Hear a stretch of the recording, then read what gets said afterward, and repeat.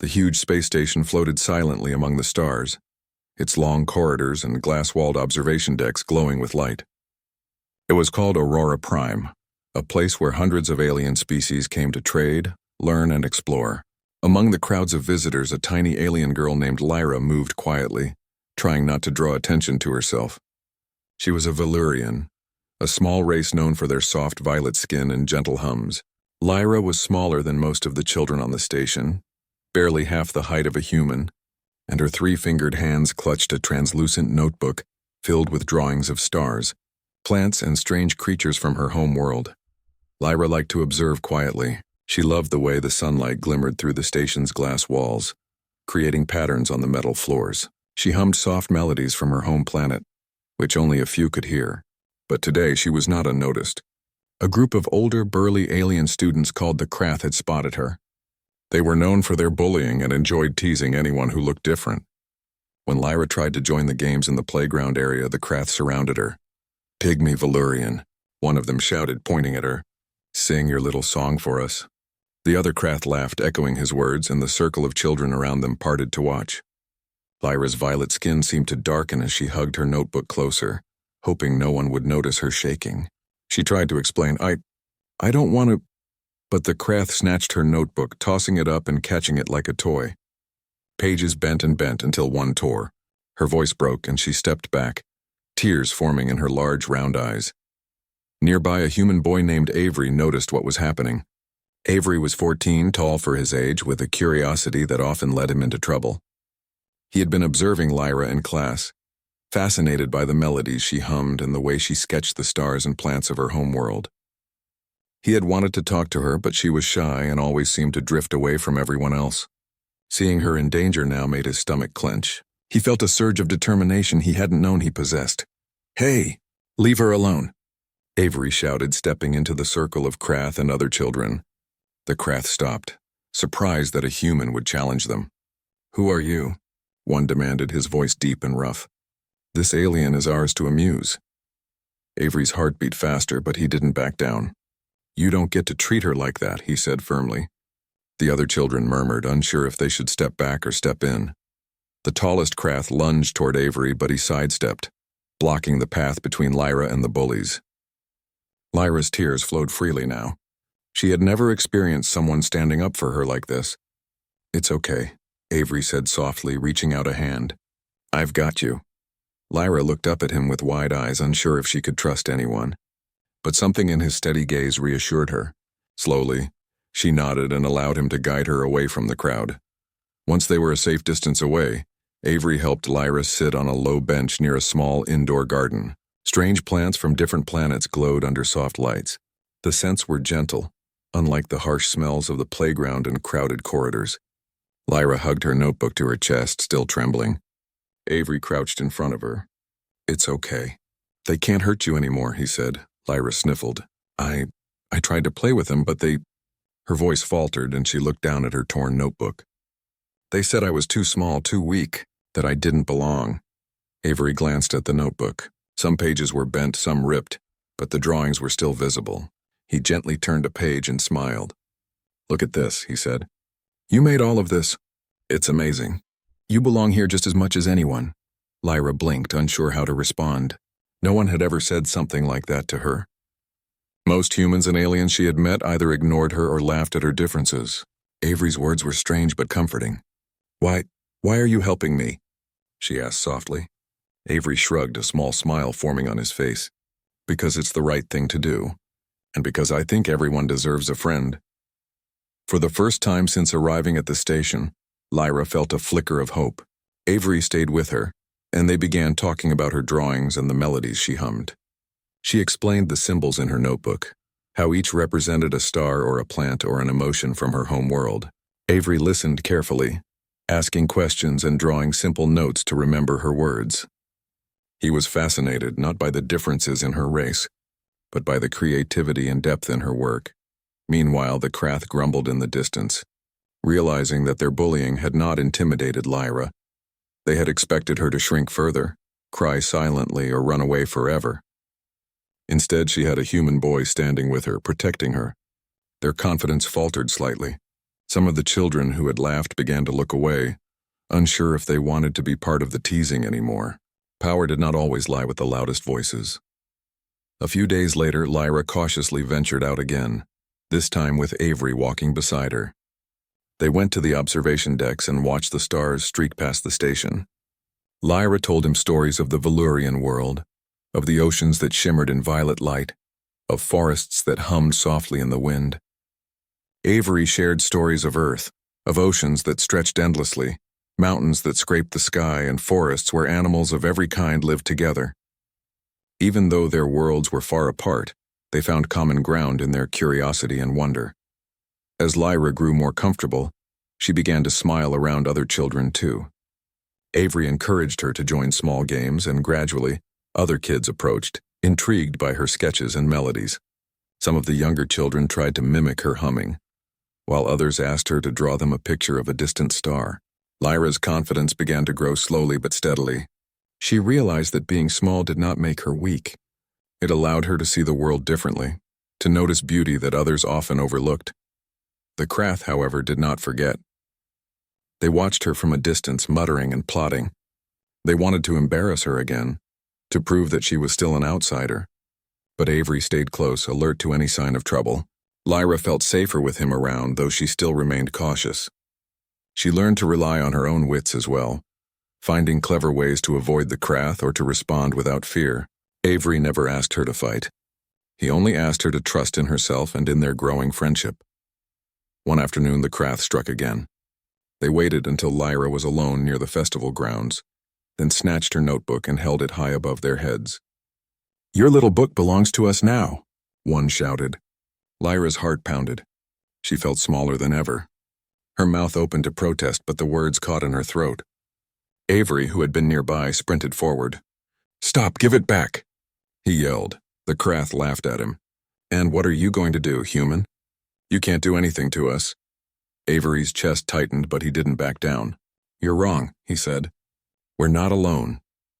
At that moment, children who had quietly watched the bullying began stepping forward. They formed a protective circle around Lyra, their faces determined. Humans, Valurians, and even a few small creatures from Artrin joined them. The Krath hesitated, realizing that their actions were no longer uncontested. Avery reached Lyra's side and gently grabbed her hand. "It's okay," he whispered. "You don't have to be afraid. We're here with you." Lyra looked at him, then at the growing circle of children around her. For the first time, she felt true courage, not the kind that came from fighting, but the kind that came from having friends who stood by her side. Slowly, she lifted her notebook and held it close, ready to face the crowd. The Krath muttered angrily, but retreated, realizing that the unity of others outweighed their power. Avery and the children returned Lyra's notebook, careful not to tear any pages further. Lyra opened it, and a faint glow seemed to rise from her violet skin as she hummed a soft melody from her home world. The crowd quieted, listening to the tune. Avery smiled, encouraging her silently. The melody grew, joined by whispers and hums from the other children. Even those who had laughed before now listened, captivated. When the song ended, Lyra's eyes sparkled with tears of happiness. Avery patted her shoulder. "See, your song matters. And so do you." Lyra nodded, feeling stronger than she ever had. She had faced fear, faced bullying, and discovered that courage often came in quiet forms. Friendship, support, and belief in oneself were sometimes the greatest powers of all. As the sun-like lights of the station glimmered, Lyra and Avery walked toward the observation deck, their hands brushing occasionally. Lyra pointed to the distant stars, telling him about her home world. Avery listened eagerly, fascinated by the worlds beyond his own. The Krath were gone, at least for now, but Lyra had learned an important truth. Even in a universe vast and full of dangers, someone would stand up for you. And if you were brave enough to trust, others would stand with you too. The soft wind of the observation deck, the glowing plants, and the hum of the station created a feeling of calm. Lyra tucked her notebook safely under her arm and felt a small smile spread across her face. For the first time, she didn't feel invisible. She had Avery, she had friends, and most importantly, she had herself. The stars outside twinkled as if celebrating her courage, and Lyra hummed a quiet tune, knowing that tomorrow she would try again. And maybe, just maybe, too. The days after the playground incident were quieter, but Lyra's life on the station was far from simple. While she had Avery by her side, she still felt the weight of being different. Her violet skin, small size, and soft voice made her a target for those who could not see past appearances. Yet she felt a growing strength inside herself, a confidence that came not from avoiding danger, but from facing it with friends who believed in her.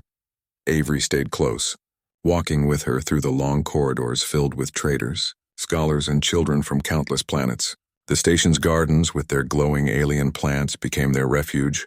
Lyra would show Avery sketches in her notebook, brightly colored planets, plants that seemed to sing, and strange creatures she had never seen anywhere else. Avery would nod and ask questions, fascinated by the worlds Lyra had never left. "Do you think I could ever see a place like this?" he asked one afternoon, peering at a sketch of a forest that shimmered in violet light. Lyra shook her head and smiled faintly. "Maybe one day, but for now I can bring it to you here." The Festival of Interstellar Cultures was approaching, and Lyra was excited and nervous. She had been asked to demonstrate her Valurian song sketching to a small group of curious children and adults. It was her chance to share a piece of her world, and Avery encouraged her every step of the way. "You're ready," he told her. "People will see how amazing you are." Lyra nodded, gripping her notebook tightly, still unsure if the audience would accept her. On the morning of the festival, the station's central hall was alive with colors, lights, and the buzz of different languages. Stalls displayed exotic foods, glowing plants, and holographic models of faraway worlds. Children ran from one exhibit to another, laughing and pointing. Lyra clutched her notebook and followed Avery through the crowd, her small feet moving quickly. They found the area where she would perform, a small stage set with soft lights. As Lyra prepared, Avery noticed movement at the edge of the crowd. The Krath had come again. Their sneers were sharp, and they whispered to each other, clearly planning trouble. Lyra's heart sank. She had hoped they had left her alone, but now she realized that courage was not the absence of fear. It was acting despite it. Avery placed a hand on her shoulder. "Don't worry," he said. "We're not alone. Look around you. Everyone here is ready to listen." Lyra took a deep breath and stepped onto the stage. She opened her notebook and began to hum. The soft, melodic sound filled the hall, gentle as a breeze. At first, only a few curious children paused to listen. Then more began to stop, drawn to the unusual and beautiful tune. Lyra's hands moved over the pages of her notebook, showing delicate sketches of planets and forests, and the crowd leaned closer to see. The Krath shouted, trying to disrupt her performance. "Your song is nothing," one yelled. "Look at you, a tiny alien." But the crowd did not turn away. The children who had stood with Lyra before now moved closer to the stage. Avery stepped to the front, raising his hand. "Everyone listen," he said. "This is Lyra's world. She has something to share, and we should respect it."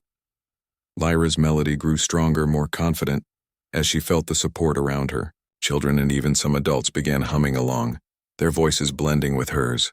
The Krath were stunned. No amount of shouting or intimidation could break the unity of the group surrounding Lyra. They hesitated, realizing that their bullying had no power here.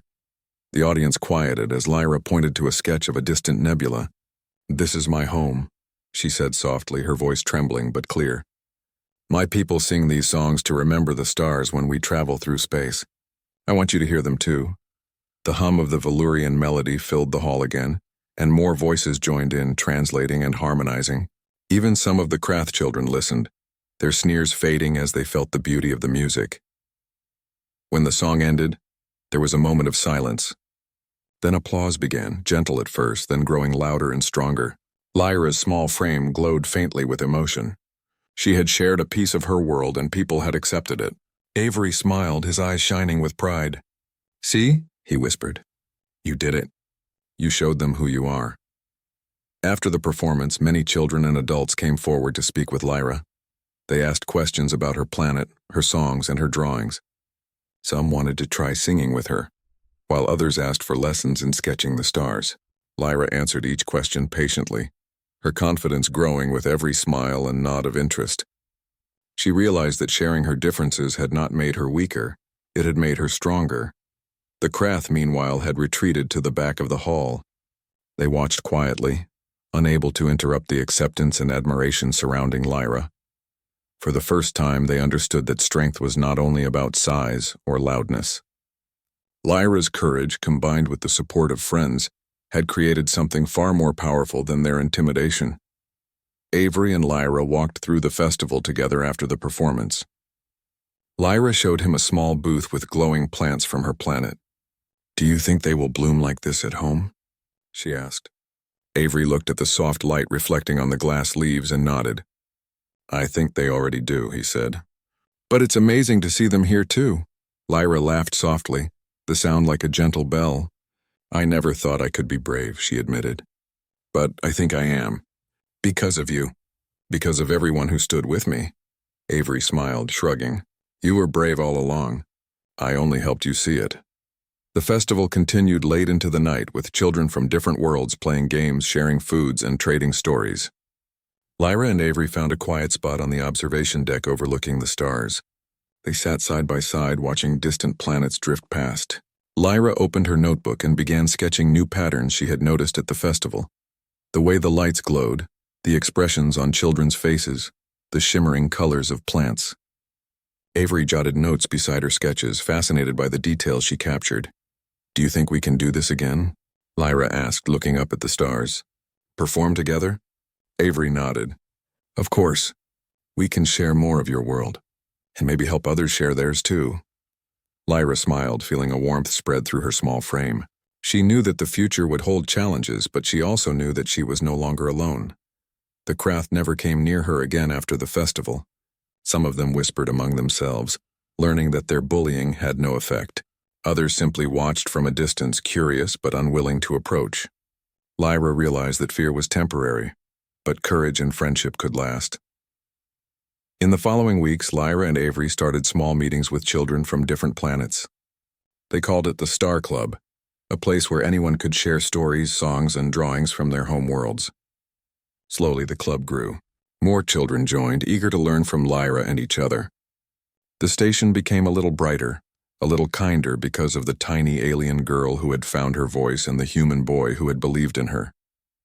Lyra's confidence grew day by day. She walked taller, spoke louder, and hummed her songs without fear. Avery remained by her side, always encouraging, always listening. Together, they taught others that being different was not a weakness, it was a gift. And when the Krath or any others tried to intimidate, they were met with unity, friendship, and the courage of a small alien girl who refused to be silenced. One evening, as the station lights dimmed and the stars outside shone brighter than ever, Lyra opened her notebook and hummed a quiet song. Avery listened, adding his own soft hum alongside hers. The melodies intertwined, rising into the vastness of space. The distant planet seemed to shimmer in response, as if acknowledging her courage. Lyra smiled, feeling the warmth of belonging for the first time. She realized that no matter how small she was, her voice, her art, and her heart could shine across the universe. Avery looked at her and whispered, "You've changed this place, Lyra. Not just with your song, but with your courage. People see you now." Lyra nodded, her violet eyes reflecting the stars. "And I see them too. The universe is not so lonely after all." As the station continued its silent journey among the stars, Lyra and Avery walked hand in hand across the observation deck. Together they had faced fear, learned bravery, and discovered the power of friendship. And as they looked out at the glowing nebulae and distant planets, Lyra knew that her story was only beginning. The universe was vast and full of challenges, but she was ready to face them with her voice, her art, and her friends by her side. The tiny alien girl, once bullied and afraid, had grown into a figure of courage and inspiration. And the human who had stood by her had shown that even the smallest act of kindness could change the course of a life, and perhaps the course of a universe.